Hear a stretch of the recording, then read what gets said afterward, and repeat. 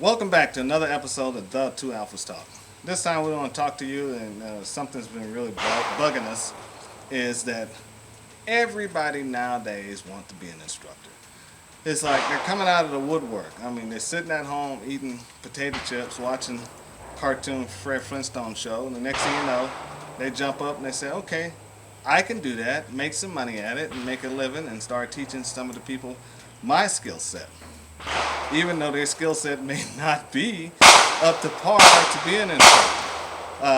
Or they may not have the skill set to even teach. And so, but they're out there just wanting to teach and be an instructor without doing some of the most important things to protect yourself. And in actuality, to be an instructor is more than just being able to shoot. It's more than being able to do a 1 second draw and shoot on a target 3 feet away from you. It's about understanding how to take in information and then pass that information on to other people. Not only just the person that's willing and knows, wants to be there and absorbing everything, but that person that you have a problem with or doesn't get it right away. That person that's continually struggling. What do you do for that? Classic example is low left. Everybody says when you're shooting low left, you use less finger. Is that the classic remedy for it? It's what everyone always says, use less finger. Okay, the guy's still shooting low left, and that's what we do. So there's more to it there's more in that process than just less trigger. Or the worst is when somebody tells you you're shooting low left, aim a little bit more to the right.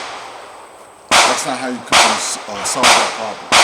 And then some of you guys are going out here, no insurance. I mean, you establish these crazy company names, and you think just because you establish a company name and with that no insurance that you can be an instructor and have do some great stuff. I'm not going to tell you what the secrets are and what you need to do to correct that, because it's not my problem to help you. And so, but you're going to get yourself sued if somebody gets hurt. You're going to lose your house, you're going to lose your car, you're going to lose everything. So you got to run it like a business. So certain things you need to set up as a business.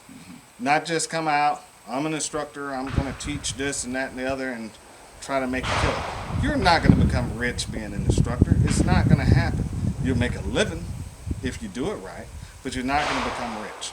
That's one of the biggest myths there is. You can figure you're going to get out there and charge a certain amount, everybody's going to come running to you. But the problem is so many of you guys out there teaching the same crap, the basic pistol stuff, that you're undercutting each other. And an LLC doesn't make a firearms instructor. The same as you're not leveling up because you've been shooting for 10 years. You're not leveling up now, all of a sudden becoming an instructor. It's not a level. If you really want to challenge your skills, go to a competition, a wide open competition. Shoot the open class and see what it really happens. Where you got guys with real delicate guns that they've tuned up real nice and their ammunition matches the slide ratio, blah, blah, blah, blah, blah. Go shoot against that guy. See what happens in that type of competition. See what happens in those scenarios. A lot of experienced people believe that just because they were police, just because they were fire department, military guys, that gives you the ability to become an instructor. But you've never been to an instructor school. You've never understood how people learn. Does this person need to physically do it? Do they need to have directions and instructions where they have to read? Are they audible people? What are they? Those are the things that you have to pay attention to when you want to progress into being an instructor. And you happy butts, don't start pointing the fingers at us with like saying, what do these two guys know? I was an instructor in the military. I have an instructor certificate. I was an instructor for many, many years, many years. Some of you weren't even born when I first became an instructor. And I continue to progress and educate myself on how to extrapolate information and then give that information back to other people. But just because I have or he has become an instructor doesn't stop us from taking a class from another instructor. You always try to learn. You never say, okay, I'm going to be an instructor, but I've never taken not one class from nobody. And I'm going to go out there and teach all this stuff I've stole from everybody else on YouTube, or just going around looking at everybody, sneaking and looking at everybody's classes without taking their classes. And now I'm going to regurgitate that information and teach somebody that stuff. take the class from somebody. What it hurts. I mean, if the class is not costing you $1,000 or $500, and if it's less than that, take the class, learn some stuff, and be happy. The funny thing is, those are the classes that you actually learn that you are willing to spend $1,000 in 5 days in one class, or you're there for a whole week, and again 5 days, and you spent $1,000 just for the class and another $1,500 for ammunition and everything and lodging. See, those are the things that we don't run out and tell you about those things, but you can go look it up.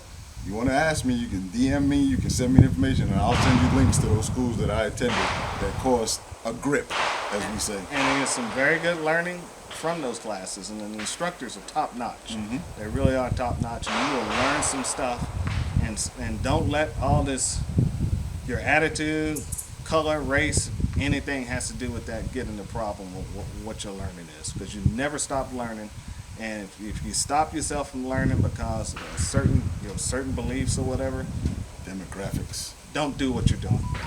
You know what I'm saying? Because if that's the ideal and that's the attitude you're gonna have, you're gonna project that off to your students, and that's very negative. It doesn't help the 2A community, which we're all say we're part of, and we start dicing it up and cutting sections of it to say this is ours, that doesn't work. That doesn't work. We're all going to be suffering come November. Right. So ask some questions for us. Shoot us some emails. Give us your thoughts. If you like it, you hate it, but if you hate it, be prepared for me to fire back on you. You know what I'm saying? If you come at me, nasty, I'm coming back too. We can defend what we say. Right. And we'll see you on the range next time. See you on the range, guys. All right.